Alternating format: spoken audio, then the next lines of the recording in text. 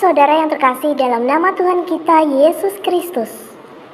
3 sikap hidup orang Kristen di akhir zaman. Kesudahan segala sesuatu sudah dekat. Karena itu kuasailah dirimu dan jadilah tenang, supaya kamu dapat berdoa. 1 Petrus 4 ayat 7. Hari-hari ini kekristenan selalu menjadi sorotan di mana-mana. Ada yang mendapat sorotan yang baik, ada pula yang mendapat sorotan yang kurang baik. Alkitab menuliskan kehidupan kita bagaikan surat terbuka yang dapat dibaca semua orang. Karena itu tiap orang percaya sepatutnya selalu mengawasi kehidupannya agar tidak menjadi batu sandungan dan sebaliknya harus menjadi berkat. Di akhir zaman ini Petrus menuliskan bahwa setidaknya 3 sikap ini sepatutnya dimiliki oleh tiap orang percaya. Yang pertama, mampu menguasai diri. Hari-hari akhir ini ada banyak hal, ada banyak kejadian yang dapat memancing kita untuk berbuat dosa. Banyak orang mudah untuk marah, mudah terpancing, melakukan hal-hal yang jahat, bahkan tidak jarang ada orang yang rela untuk membunuh ataupun mengakhiri hidupnya. Dengan mudah tanpa berpikir panjang. Jika kita mau selidiki mengapa semua itu bisa terjadi, maka mungkin salah satu jawaban yang bisa ditemukan adalah karena satu perkara, yaitu tidak mampu menguasai diri. Yang kedua, jadilah tenang. Tenang adalah kebutuhan semua orang. Tanpa ketenangan, orang tidak akan mampu menjalani hidup ini dengan baik. Sebaliknya, ketika kita mampu untuk tenang, maka kita dimampukan untuk menghadapi segala sesuatu dengan baik.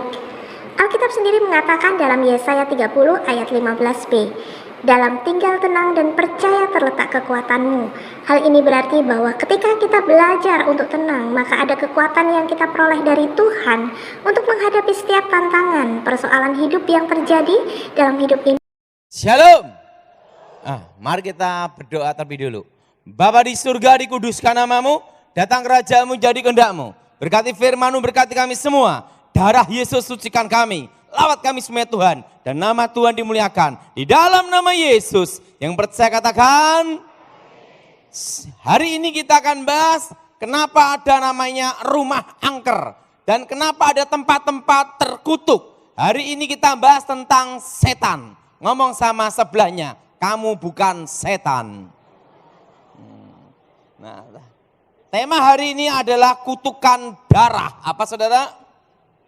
Kutukan apa? Darah. Nah, mari kita buka Alkitab kita dalam kitab Kejadian pasal 4. Kitab Kejadian pasal 4 ayat 5 sampai dengan 13. Kejadian 4 ayat 5 sampai 13. Tetapi Kain dan korban persembahannya tidak diindahkannya. Lalu hati Kain menjadi sangat panas dan mukanya muram. Firman Tuhan kepada Kain, "Mengapa hatimu panas dan mukamu muram? Apakah mukamu tidak akan berseri jika engkau berbuat baik? Tetapi jika engkau tidak berbuat baik, dosa sudah mengintip di depan pintu. Ia sangat menggoda engkau, tetapi engkau harus berkuasa atasnya." Kata Kain kepada Habel adiknya, "Marilah kita pergi ke padang." Ketika mereka ada di padang, tiba-tiba Kain memukul Habel adiknya itu, lalu membunuh dia.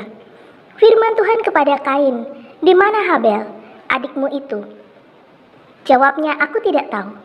Apakah aku penjaga adikku?" Firman-Nya, "Apakah yang telah kau perbuat ini? Darah adikmu itu berteriak kepadaku dari tanah.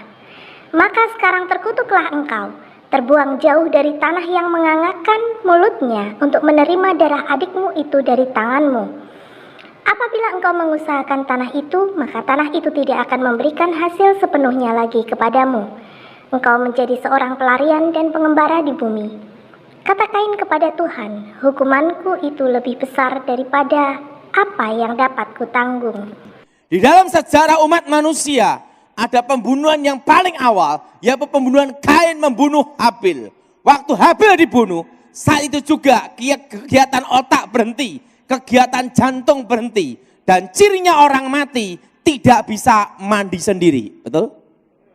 Tapi ingat, waktu Habil dibunuh, ada satu yang menuntut, ada satu yang berteriak, yaitu darah. Apa saudara?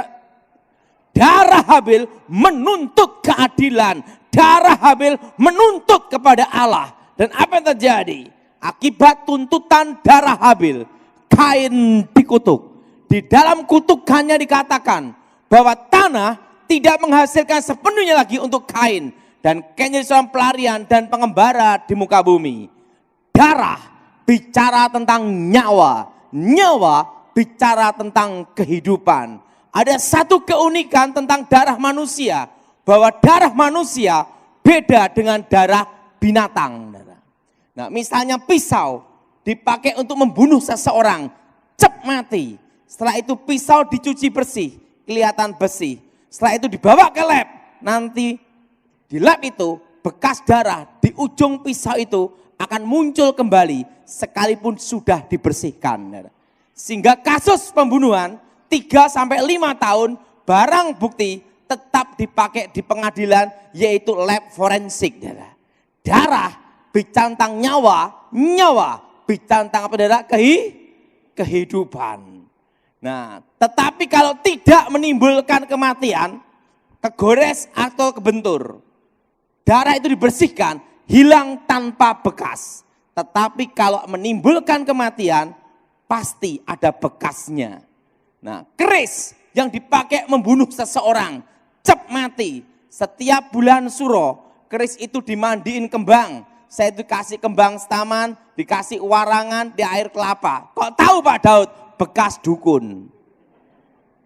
Nah, kalau keris itu pernah membunuh seseorang, waktu diwarangin, dicuci bersih jeruk nipis, kelihatan bersih. Setelah itu dikeringkan di matahari, maka setelah kering, ujung keris itu, darah itu akan timbul kembali. Sekalipun pembunuhan ratusan tahun yang lalu. Nah, beda dengan binatang. Ayam dipotong, kelekek mati jadi ayam goreng.